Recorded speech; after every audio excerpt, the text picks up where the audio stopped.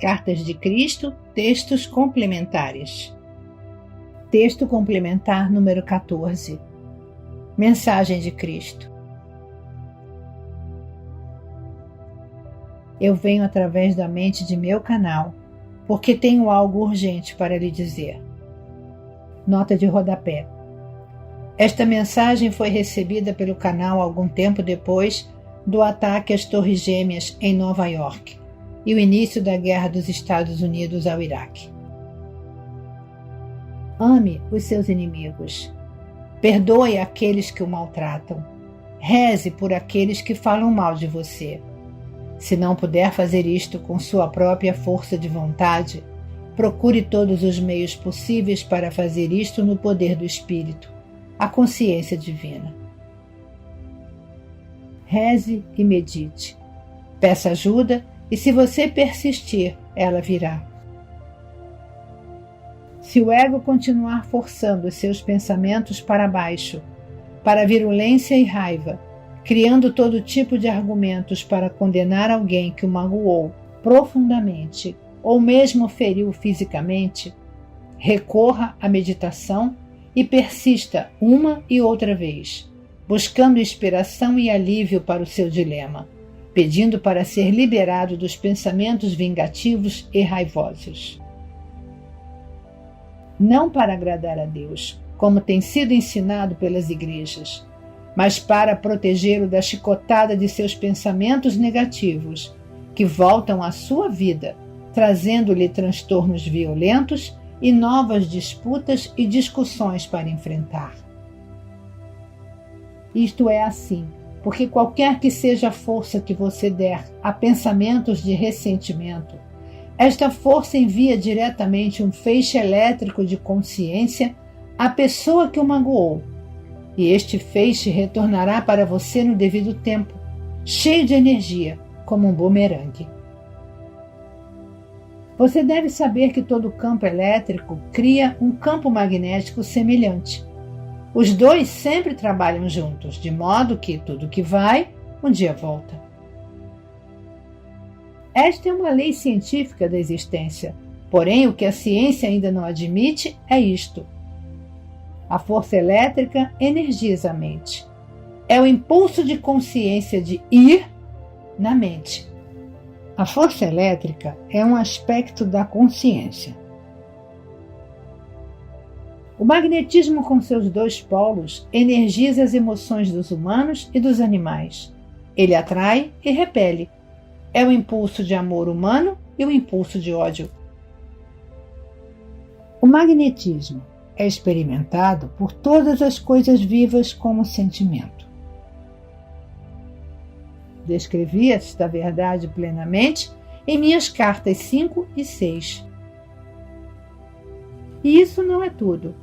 O conhecimento médico-científico vem descobrindo, o que tão bem compreendi na Palestina há 2000 anos, que todos os pensamentos que se formam no cérebro descem para a glândula pituitária, através do hipotálamo, e que o negativismo e o trauma emocional, vibrações baixas que eles contêm, passam para os órgãos, sangue e o corpo inteiro, causando uma diminuição de energia e, consequentemente, enfermidade. É este o fenômeno que produz as enfermidades psicossomáticas reconhecidas pela medicina. Quando estive na Palestina, disse aos judeus para que não se preocupassem por beberem taças não lavadas, mas que prestassem atenção e se preocupassem com o que saía de suas bocas. Traduzi o que está escrito nos evangelhos do Novo Testamento para a linguagem que usava com os judeus, mas estes não faziam a mínima ideia do que eu tentava lhes dizer. E, infelizmente, as diversas igrejas cristãs de hoje são igualmente ignorantes. Como poderiam entender? Eles não tinham a iluminação que recebi no deserto, que introduziu e gravou em minha mente conhecimento espiritual das origens da criação e das leis da existência. Porém, vocês que vivem no mundo de hoje têm tido inúmeros professores que vêm à Terra para explicar os fatos científicos, e também os místicos que os dirigem para verdades espirituais metafísicas, preparando-os para receber minhas cartas que contêm a verdade mais elevada de todas, a verdadeira natureza de sua fonte de origem, que vocês denominam Deus, e as leis universais da existência. Agora, quero que você pense sobre as escandalosas e terríveis ações que certas pessoas desencadeiam em seu mundo, apesar de todos estes professores de aspectos da verdade. O derramamento de sangue em curso no Iraque é um caso que deveria fazê-lo pensar profundamente a respeito do provável efeito bumerangue de tais ações destrutivas. Quero que pense nesta situação a partir de um ponto de vista espiritual que não condena, mas que vê a verdade inerente aos pensamentos e ações envolvidos na situação. Ali havia um homem, Saddam Hussein, que estava determinado a tomar o poder no Iraque e trazer paz e abundância para seu povo. Como era pouco evoluído na verdadeira espiritualidade, utilizou as formas mais duras e violentas para controlar a nação e para silenciar aqueles que lhe criavam problemas. Estas tinham usado a violência em um levante contra ele, que revidou com violência. Então havia um ditador tirânico e um grupo de pessoas, todos com níveis morais e mentais semelhantes. Suas vibrações espirituais, apesar de todas as orações e manifestações religiosas exteriores, eram tão escuras, densas e baixas quanto podem ser em seu mundo hoje. Hussein e este povo desregrado mereciam-se mutuamente. O povo iraquiano o tolerava.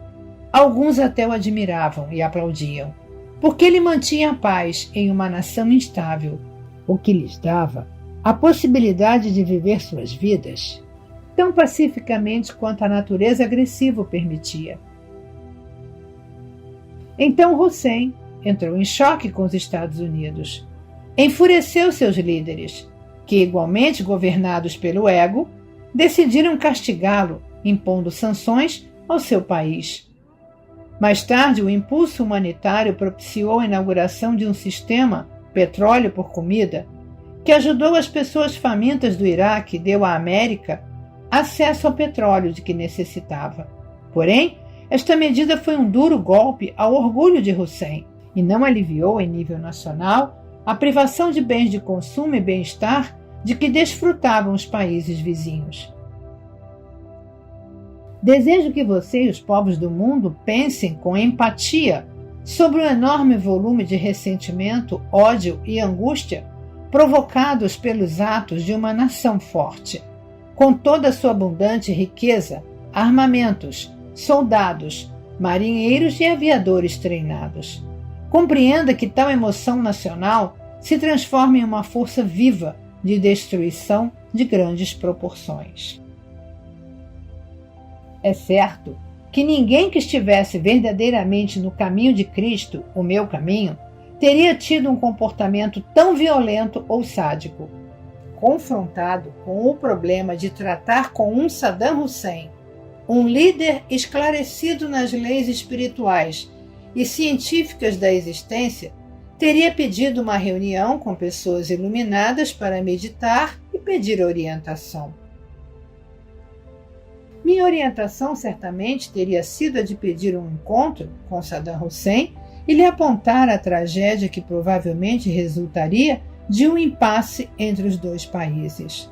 Um líder esclarecido, ao invés de tratar Hussein de cima para baixo e ameaçá-lo com uma guerra, pediria a ele e seus conselheiros para elaborarem um documento, um acordo em que ambos os países poderiam viver em amizade e que promoveria um programa de crescimento e enriquecimento nacional para ambos os países.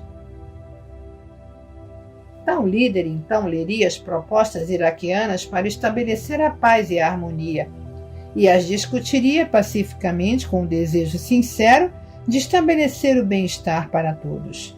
Ele pediria às pessoas iluminadas que meditassem e lhe propusessem qualquer ajuste que fosse recebido durante a meditação. Deste modo, as pessoas subjugadas sob Saddam Hussein teriam sido gradativamente libertadas da repressão de um tirano. O próprio Hussein teria visto os benefícios derivados de uma abordagem pacífica, ao invés da agressiva. Os Estados Árabes teriam ficado impressionados. Com o êxito do empreendimento, isto teria feito com que os muçulmanos repensassem sua atual interpretação do Corão. Qual é, porém, a forma terrena de agir geralmente reconhecida e aceita? O que é o espírito humano, o ego humano praticado hoje? Considere se pode haver algum benefício duradouro por trás do comportamento descrito a seguir. Uma nação em paz, um povo em paz, já privado das facilidades do comércio normal com outras nações, é bombardeado a cada noite. Seus edifícios, construídos com grande esforço e gasto de dinheiro e que ofereciam diversos serviços ao povo, são destruídos. Noite após noite, gente inocente é submetida ao terror das bombas, perguntando-se: onde cairão? Quem será atingido? Seremos encontrados sob os destroços? Perderemos algum membro da família? Morreremos todos? O que fez esta gente para merecer tal suplício, a não ser sujeitar-se à tarefa de tentar viver tão bem quanto possível sob o governo de um tirano a quem os Estados Unidos odiavam? Antes disso, outro tirano fanático enviou aviões para destruir as torres gêmeas do World Trade Center, em Nova York. Um grande grito de fúria, raiva e vingança elevou-se do povo americano, uma vez que perderam-se muitas vidas de pessoas queridas naquela destruição. Desde então, a cada ano, acontecem nas igrejas cristãs cultos religiosos recordando os mortos e muitíssimas lágrimas são derramadas por elas em um dilúvio de dor. Pense por um momento nesses cultos cristãos. Fala-se em perdoar aqueles que foram os instrumentos desta destruição? Os americanos derramam lágrimas pelos inocentes que morreram sob a chuva de bombas lançadas noite após noite, sem outra razão senão o ódio cáustico contra Hussein? São realizados cultos pelos inocentes iraquianos mortos? Eles pensam alguma vez que mataram inocentes que não tinham como se proteger das armas terríveis dos Estados Unidos e que nunca lhes haviam causado nenhum mal? Considere o peso do estresse emocional desencadeado por toda esta insuportável e arrogante destruição de outro país. Destruição esta que liberou todos os grupos de combatentes rebeldes que Hussein havia mantido sob controle, provocando o modo mais vil de matar outras pessoas, os homens-bomba. Toda vez que estas bombas explodem matando pessoas inocentes, os americanos que apoiaram a guerra contra o Iraque deveriam perceber que foi o seu apoio que tornou possível estes atentados suicidas. Pense no desencadeamento das gigantescas vibrações emocionais de terror, ódio e vingança que agora se dirigem para os Estados Unidos. De que forma pensam os americanos que toda esta energia de ódio se manifestará contra eles? Será manifestada como morte e destruição. É uma lei da existência. Até as igrejas cristãs dizem crer nesta lei. Onde não há perdão, há retribuição sob a forma de causa e efeito. O perdão, completo, total e amoroso, dissipa as energias violentas do ódio. Sem o perdão, elas ganham forças a partir do ressentimento contínuo para com o oponente. Leia o texto sobre as falhas em seu planeta e pergunte a si mesmo como toda esta carga terrível de ódio se manifestará. Quem na América será cedo ou tarde o alvo? Portanto, lhe digo claramente, em sua casa, comunidade, cidade, estado ou país, perdoe a quem quer que o tenha magoado ou prejudicado de qualquer maneira, grande ou pequena. Faça esta palavra ressoar em toda a terra, por todos os meios que puder. E se não puder perdoar facilmente porque o seu ego não o permite, então traga a sua dor e raiva à consciência divina, que chamei o Pai quando estava na Palestina, e peça que o seu influxo de força orientadora espiritual alivie suavemente e facilite a eliminação do peso em sua mente. A sua religião lhe dirá isto? Não, elas não o disseram quando estive na Palestina e não o dirão agora. De fato, aqueles que ocupam os postos mais elevados das nações mais poderosas e que provocam os mais terríveis danos no mundo são recebidos com pompa e cerimônia, sorrisos e apertos de mãos pelos líderes religiosos das diversas religiões cristãs. São cegos que estendem a mão e abençoam outros cegos. Para ouvir a verdade, você deve vir diretamente a mim. Eu estou realmente vivo e em vida universal. Venha e receberei o seu chamado, respondendo amorosamente. Tenha a coragem de unir-se ao caminho de Cristo e seguir os ensinamentos que trago ao mundo através de minhas cartas. Elas lhe mostrarão como permanecer em sintonia e harmonia com as leis da existência. Elas ajudarão você a estar em harmonia com o próprio universo, e então todas as coisas trabalharão para o seu bem, felicidade e proteção supremos.